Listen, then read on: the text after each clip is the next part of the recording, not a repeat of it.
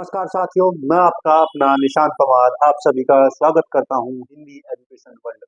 और जैसा कि हम मैथ में अपनी एक सीरीज लेकर के चल रहे हैं सीटेट दिसंबर 2024 को ध्यान में रखते हुए, उसी कड़ी में आज का जो हमारा टॉपिक होगा, आज का टॉपिक हमारा होगा वर्त यानी कि सर्किल। वर्त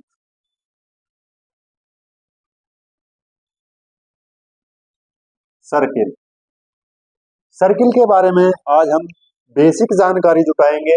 सर्किल के बारे में आज हम अपनी बेसिक जानकारी इकट्ठा करेंगे। सर्किल एक्चुअल में होता क्या है?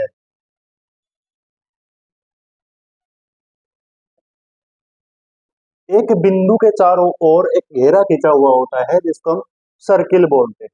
अब इसकी प्रॉपर्टियां देखते हैं, इसके अंदर कौन कौन सी चीज समाहित है। तो उन चीजों को देखने के लिए सबसे पहले जो बीच में ये बिंदु है इसको बोलते हैं केंद्र। क्या बोलते हैं इसको? केंद्र। और केंद्र से अब ये देखो, ये जो इसकी बाउंड्री है, इस बाउंड्री को बोलते हैं परिधि। क्या बोलते हैं? परिधि यानी कि सरकमफ्रेंस। केंद्र यानी कि सेंटर, और सेंटर से सरकमफ्रेंस के बीच की दूरी, सेंटर से सरकमफ्रेंस के बीच की दूरी आपकी हो जाती है क्या? त्रिज्या यानी कि रेडियस, यानी कि रेडियस। यदि किसी बिंदु के केंद्र से दोनों ओर की परिधि को मिलाते हुए कोई रेखाखंड खींचा जाए तो वो आपका क्या कहलाता है? वो आपका क्या कहलाता है? आपका कहलाता है व्यास। ये आपका क्या कहलाता है? व्यास। व्यास यानी कि आपका डायमीटर। व्यास यानी कि आपका डायमीटर। समझ में आया? समझ में आया आपके? भाई त्रिज्या होती है केंद्र से परिधि के बीच की दूरी। अब रिलेशन देख लेते हैं, संबंध देख लेते हैं। देखिए,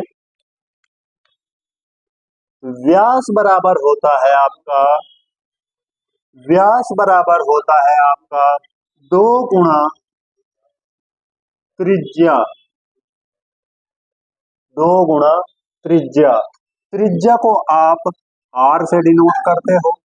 परिधि आपकी क्या होती है? 2 पाई r होती है। परिधि क्या होती है आपकी? 2 पाई r। सरकमफ्रेंस क्या होता है आपका? 2 पाई r। व्यास, व्यास को आप d से डिनोट करते हो, डायमीटर। ठीक है, तो d बराबर आपका क्या हो गया? d बराबर हो गया है आपका 2r। ये रिलेशन आपके समझ में आया? ये रिलेशन आपके समझ में आया? चलिए आगे चलते हैं। इसी सर्किल के बारे में आज हम देखेंगे और क्वेश्चन भी करेंगे साथियों।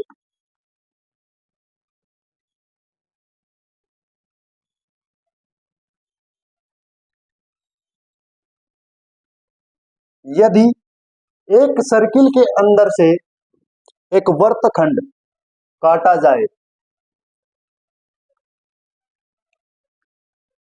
सपोज कीजिए ये आपका एक वर्त हो गया जिसका केंद्र ये है, और केंद्र से आपने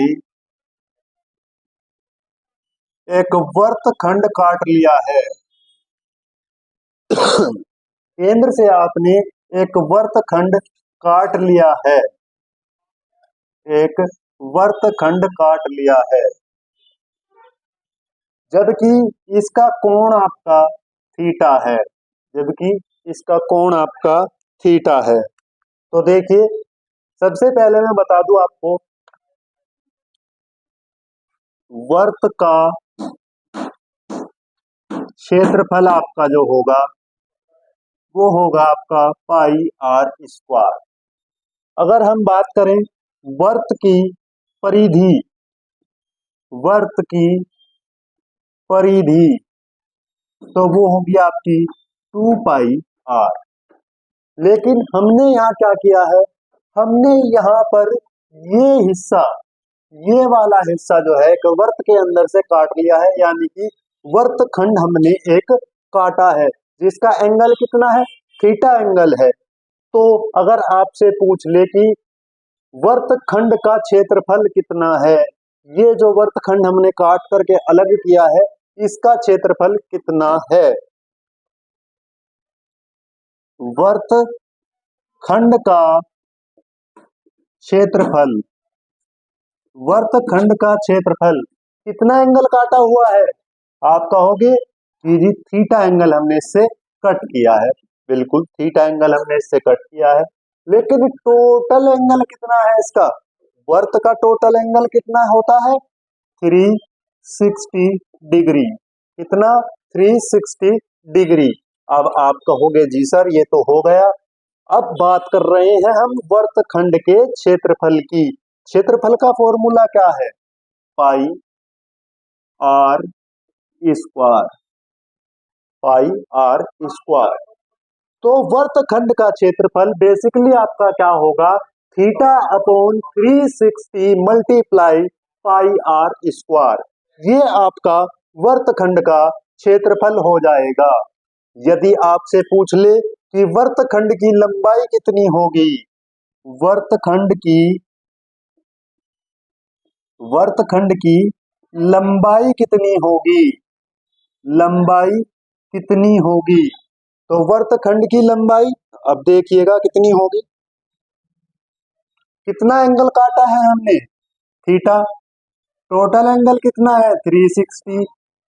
वर्त की परिधि क्या होती है? 2 पाई आर, 2 पाई आर। ये बेसिक चीज आपके लिए है, ये बेसिक कॉन्सेप्ट है आपका। यहां तक आपका बेसिक कॉन्सेप्ट क्लियर हो गया। उम्मीद करता हूं कि सभी की यहां तक की चीजें समझ में आ गई होंगी। अब हम नेक्स्ट क्वेश्चन देखेंगे।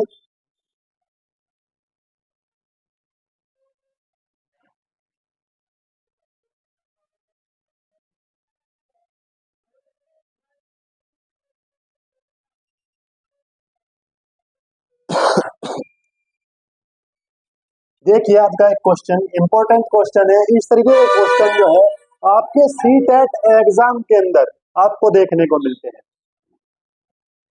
यदि किसी वर्त की परिधि को, वर्त की परिधि को क्या किया जाए? 2 पाई से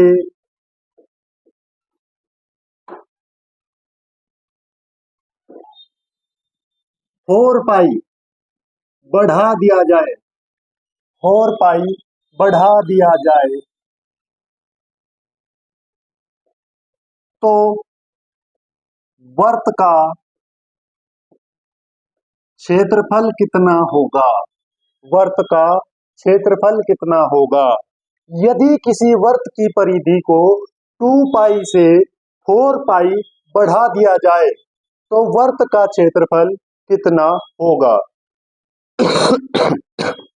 चलिए देखते हैं। जिस जिस बच्चे से सवाल आता है, जिस जिस मेरे साथी को इसका आंसर पता है, वो कमेंट बॉक्स में जल्दी से आंसर करे। चलो देखते हैं कैसे होगा। बेसिकली परिधि क्या होती है? 2 पाई आर, R1 ले लिया मैंने। क्या था? 2 पाई R1 कितना था? पहले ट्राइंगल के लिए परिधि कितनी थी? 2 पाई। अब दूसरे के लिए कितनी हो गई? R2 कितना? 4 पाई। कितना हो गया? 4 पाई। यहाँ पर 2 पाई से 2 पाई कैंसिल हो गया, यहाँ पर 2 पाई से 4 पाई 2 टाइम्स की कैंसिल हो गया। तो रेशो कितना आया दोनों के बीच में? रेशो कितना आया? 1:2, यानी कि R1 1 आई है और R2 2 आई है। अब वर्त का क्षेत्रफल कितना होता है? वर्त का क्षेत्रफल जो है आपका वो होता है पाई आर स्क्वायर। तो हम रेशो में इसको देखेंगे कि पाई R1 स्क्वायर रेशो पाई R2 स्क्वायर। पाई से पाई कैंसिल हो गया। R1 कितना? 1 का स्क्वायर तो आपका 1 होगा और 2 का स्क्वायर आपका 1:4। तो कितना बढ़ गया, कितना बढ़ गया, वर्त का क्षेत्रफल 4 गुना आपका यहां से बढ़ गया है। वर्त का क्षेत्रफल कितना हुआ, 4 गुना बढ़ गया है। यदि इसी क्वेश्चन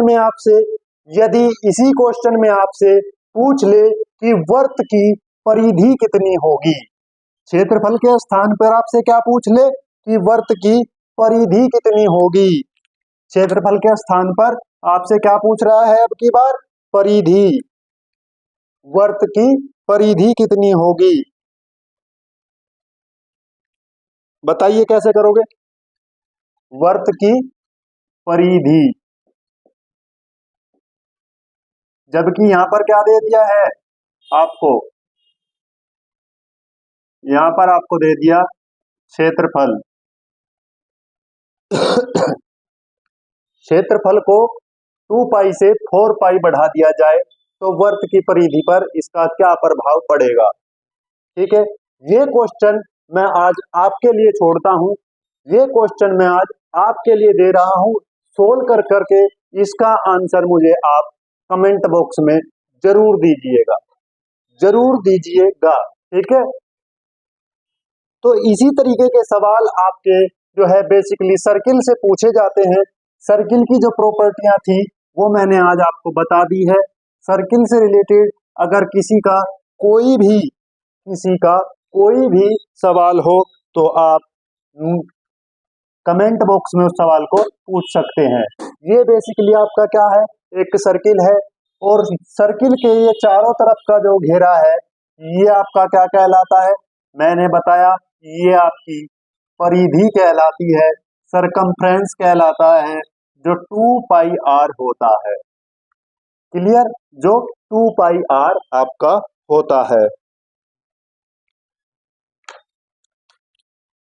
ये जो इसके अंदर का क्षेत्र है, ये जो इसके अंदर का क्षेत्र है ये आपका क्या कहलाता है, बेसिकली ये आपका क्या कहलाता है, वर्त का क्षेत्रफल। वर्त का क्षेत्रफल कितना होता है, तो ये होता है आपका पाई r स्क्वायर। कितना होता है, पाई r स्क्वायर। क्लियर, अगर किसी वर्त के बिंदु से होकर एक लाइन, एक रेखाखंड खींचा जाए तो ये आपका क्या कहलाता है, ये आपका व्यास यानी कि डायमीटर कहलाता है। अगर किसी वर्त के यदि किसी वर्त के केंद्र से परिधि तक, वर्त के केंद्र से परिधि तक एक रेखाखंड खींचा जाए तो वो आपका क्या कहलाता है, त्रिज्या कहलाता है, त्रिज्या कहलाता है। क्लियर, यदि हम बात करें कि ये रेखाखंड हमने थीटा यहां से काट लिया, अगर थीटा की बात हम करें तो उसकी परिधि पर प्रभाव क्या होगा कि थीटा अपॉन 360 मल्टीप्लाई 2 पाई r हो जाएगा, और उसके क्षेत्रफल का हिस्सा कितना हो जाएगा, थीटा अपॉन 360 मल्टीप्लाई पाई r स्क्वायर। ये आपका आज सर्किल कंप्लीट हो चुका है। सर्किल से रिलेटेड यदि किसी भी मेरे साथी का कोई सवाल है तो वो आप मुझे कमेंट बॉक्स में पूछ सकते हैं। आज के लिए आपके सेशन में इतना ही। अगर आज का सेशन पसंद आया हो तो लाइक कीजिए, शेयर कीजिए और सब्सक्राइब कीजिए, और आप अपना विश्वास मुझ पर बनाए रखिए। इसी के साथ मैं आपका निशांत पवार आपसे आज्ञा लेता हूं। धन्यवाद साथ।